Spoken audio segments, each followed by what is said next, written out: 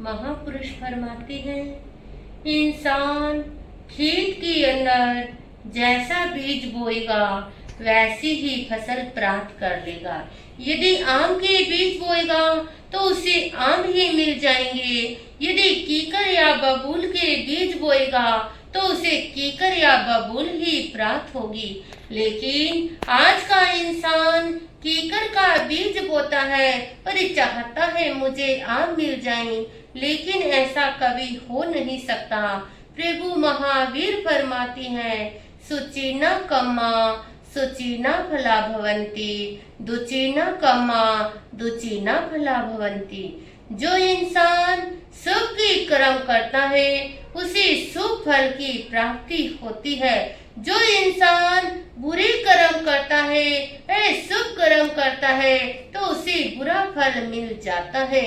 इंसान को अच्छे कर्म करने चाहिए जिससे कि उसे अच्छे फल की प्राप्ति हो। राणा सांगा के अंदर एक 12-13 साल का लड़का घूमने के लिए बाहर गया। जैसे ही बाहर जा रहा था उसे क्या दिखाई दिया, 2 चिड़िया के बच्चे एक पेड़ पर चींची कर रहे थे। जैसे ही चींची की आवाज सुनाई थी तो वह उस पेड़ के ऊपर चढ़ जाता है। जैसे ही पेड़ के ऊपर गया और उसने बच्चों को देखा और अपने हाथ में एक सूल ली और उसने क्या किया, जो चिड़िया का छोटा सा बच्चा था उसकी आंख को फोड़ दिया और फिर बच्चा बड़े जोरों से रोने लगा, बड़े जोर से चींची करने लगा। फिर जैसे ही चुप हुआ और उसने उसकी दूसरी आंख भी फोड़ दी और इस प्रकार फिर चींची करते उस बच्चे ने अपने प्राणों को गवा दिया।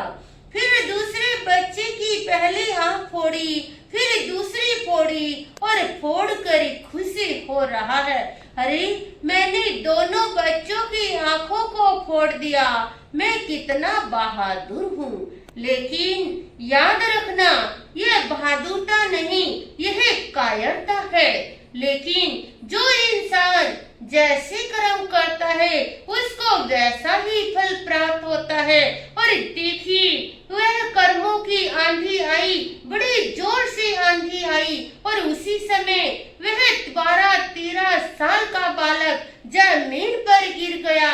और जैसे ही जमीन पर गिरा उसी समय एक झाड़ आया और जिसमें कांटे लगे हुए थे और वह भी उसकी दोनों आंखों में कांटे घुस जाते हैं। अब वह मदद के लिए चिल्ला रहा है, लेकिन उसकी मदद करने के लिए कोई नहीं था। उसी प्रकार उसने भी अपने प्राणों को गंवा दिया। जो इंसान जैसा करता है उसको वैसे ही फल की प्राप्ति हो जाती है। इसीलिए प्रभु महावीर कहते हैं, हमने अच्छे कर्म करने चाहिए, अच्छा फिर मिलेगा, तभी इसे जीव आत्मा का कल्याण हो सकेगा। इन्हीं शब्दों के साथ जय गुरनी कैलाश, जय गुरनी कुश। वीडियो अच्छी लगी है तो चैनल को लाइक शेयर सब्सक्राइब करना ना भूलें। धन्यवाद।